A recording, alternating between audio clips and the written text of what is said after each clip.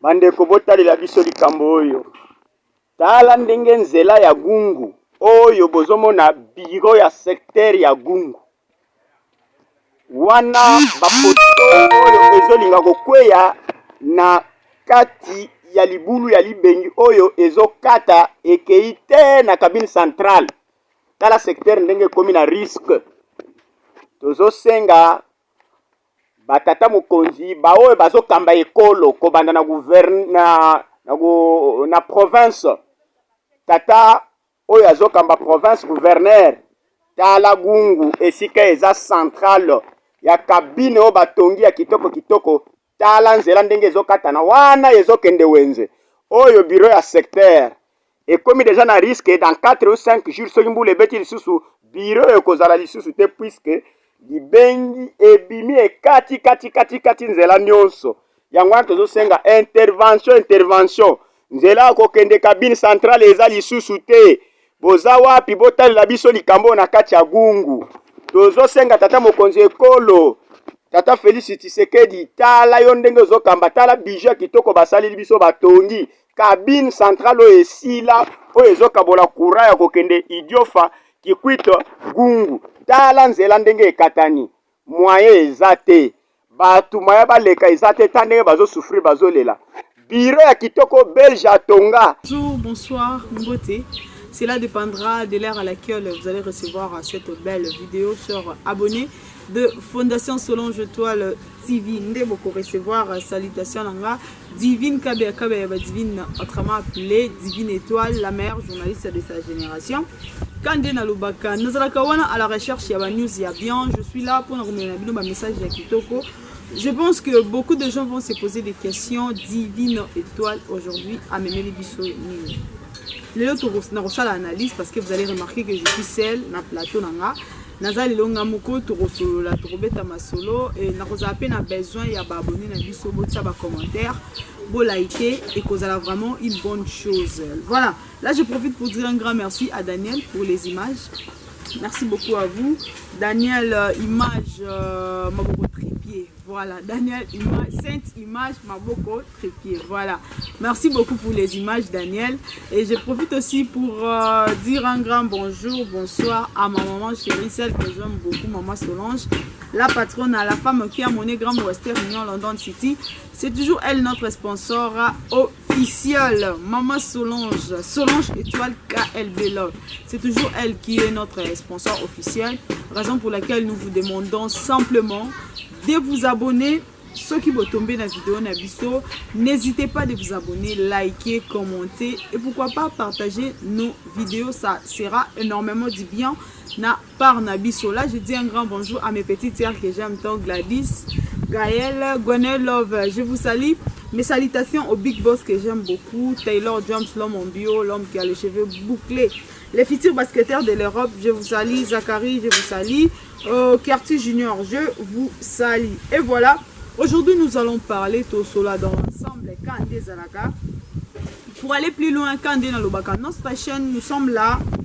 Et non seulement pour avoir des invités au plateau, mais votre mère journaliste, ça l'a rappelé par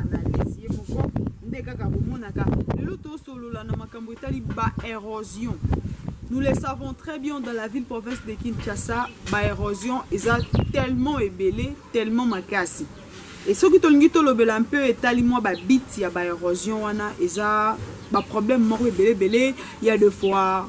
Non, vous allez à qui canaliser ma baie, il y a des fois maï, des os à la bongo, il y a des fois ma construction, il y a ma pango zabianté, il arrive des fois bateau, baza ndenga kati, baza pour canaliser maïté pour que de libanda.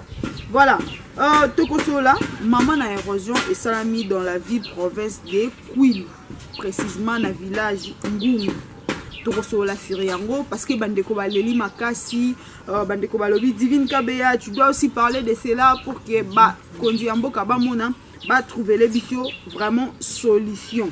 Je vais illustrer les images, vous allez voir, ça fait très mal, c'est très choquant parce que ce genre de trucs là, ça dérange de fois. Ça dérange, ça fait au moins très mal vraiment. Bande qu'on a biso baza vraiment na kati ya pasi, bande on a biso vraiment bazo nyo quoi, parce que c'est pas bien.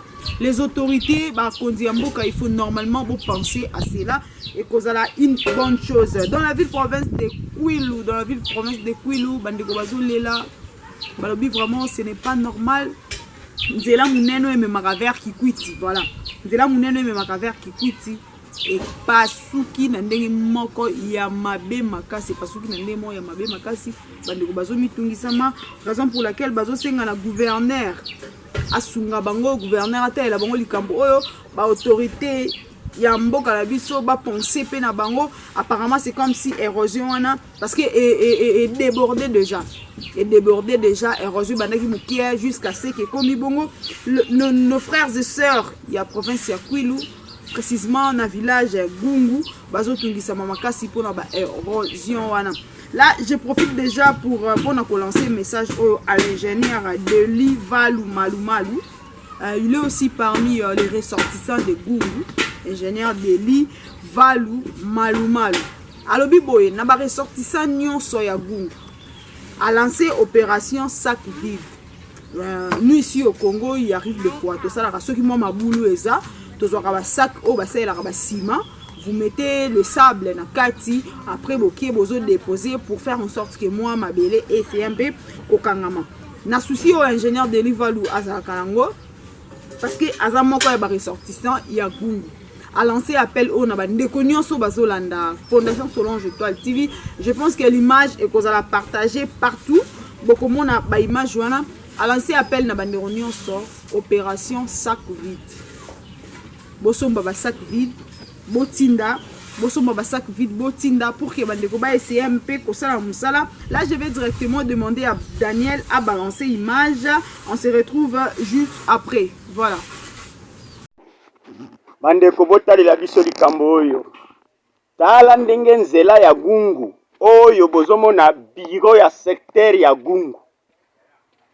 Wana bapoto oyo ezolinga kokweya na kati ya libulu ya libengi oyo ezokata ekei te na cabine centrale. Tala secteur ndenge komi na risque. Tozo senga batata mokonzi ba oyo bazokamba ekolo kobanda na na province. Tata oyo azokamba province gouverneur. Tala Gungu esika eza centrale ya cabine o batongi ya kitoko. Tala nzela ndenge ezokatana wana ezokende wenze oyo bureau ya secteur et comme déjà na risque dans 4 ou 5 jours soki mbula ebeti lisusu bureau ekozala lisusu te puisque libengi ebimi ekati nzela nyonso yango wana tozosenga intervention nzela akokende cabine centrale eza lisusu te boza wapi botalela biso likambo na kati ya Gungu tozosenga tata mokonzi ekolo Tata Félix Tshisekedi tala yo ndenge ozokamba tala budget kitoko basali biso batongi cabine centrale o esila o ezokabola courant ya kokende Idiofa Kikwito Gungu tala nzela ndenge ekatani moyen ezate batu maya baleka ezate tandenge bazo souffrir bazolela biro ya kitoko belge atonga eza lisusu na espoir te ezokweya boyo kela Gungu mawa intervention rapide pona Gungu. Intervention Gungu nzela ekatani mboka ekatani na katikati. Libengi wana ezo dirige vers wenze po epanza mboka mobimba. Secteur na commune eza na risque. Eza lisusu na espoir te. Secteur ndenge ezawa mwaye bakota lisusu na bureau ezate puisque libengi etelimine bango na porte ya bureau pe mopanzi na yango elingi ekwe ya kote mususu. Yango oyo bozomona. Secteur ya Gungu. Bozwa solution, intervention, territoire ya Gungu, cité de Gungu, esika eza centrale hydroélectrique ya Kakobola. Mpe nzela ya kokende kabino bauti kotonga, eza ya kitoko basilisi yango, nzela eza lisusu te, misala ezosalema te. Intervention ya gouvernement central tant que provincial. Boyo ke la Gungu mawa otala biji ya kitoko basali ya kabarage Kakobola mpe kabine nango batongi ba poto ya sika balingi bacha elingi ko ya lisusu na kati ya libengi oyo ezokende tala poto. Merci beaucoup Daniel, merci beaucoup de Renato. Sur votre émission que vous aimez tant savoir plus, Divine Kabea Divine, autrement appelée Divine Étoile, la meilleure journaliste de sa génération, Kandina Lobaka. Nous sommes là pour nos informations kitoko, nous sommes là pour vous apporter des messages. Il y a bien, il y a qualité et non il y a quantité. Ndekana Lobaka, Fondation Solange Étoile TV, on est là avec la patronne, la femme qui a monnaie Grand Western Union London City, la maman chérie des Divines Étoile. Je pense que la patronne n'a pas mon image au Esikaza et ça l'est un peu bien parce que nos frères et sœurs de Kwilu sont vraiment en difficulté. Bino mon bureau na bango wana ndenge ezokende déjà ba câble ya courant ndenge ezokende donc là on a même vélo, il y a pas moyen et les cas. Même vélo, il y a pas moyen et les cas. Ingénieur de li Valou Malumalu a lancé appel. Na ba ressortissant nyonso ya Kwilu. Na bana nyonso ya Gungu. Opération sac vide. Opération sac vide. Vous achetez des sacs au Tindi. Bandeko bako essayer un peu entre temps gouvernement et ça la musala nango. Vaut mieux d'abord binomo batoza sur le terrain. Bo ça la un peu moins un pas. Bo essayer non ko bongisa parce que binomo batozo vivre réalité yango wana. Je profite aussi pour dire un grand merci à Jourdain pour l'assistance. Je vous dis un grand merci pour l'assistance.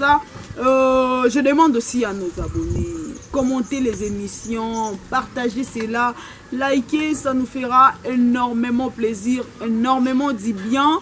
Quant à moi, je suis déjà à la fin et analyse Nanga, Kandina Lobaka Divine Kabea, avec votre émission que vous aimez tant savoir plus. Nous sommes là. Pour Nakolaksabino, image nous sommes marché. Nous sommes là, chez nous, c'est la qualité et non la quantité. Abonnez-vous massivement sur notre chaîne, likez nos émissions, commentez, partagez, ça nous fera énormément du bien. Un grand merci à vous, Daniel, pour les images. La sainte image m'a beaucoup traité. Un grand merci à vous, Daniel. Mes salutations à mes petites sœurs que j'aime, étant Gladys, Gaël, Gwenel, Love, je vous salue. Un grand merci à vous aussi, ingénieur de Livalou, Malumalu. Nous dédions cette belle vidéo à vous et nous vous demandons de les partager parce que vous êtes l'un des ressortissants de Gungu. Ceux qui vous partagez en haut et que vous avez vraiment une bonne chose. Pour nous, bien. À la patronne, notre sponsor officiel Solange Étoile KLB Love. C'est toujours elle. Je pense qu'elle aussi, elle a vu les images. Et puis, elle a images. Et que vous avez une bonne chose. Voilà. Quant à moi, je vous dis déjà au revoir. On se retrouve à la prochaine. Merci beaucoup. Papi, na Solange Fondation Étoile TV. Oh mona, mama ito, papi to samone, massivement, la Fondation Solange Étoile.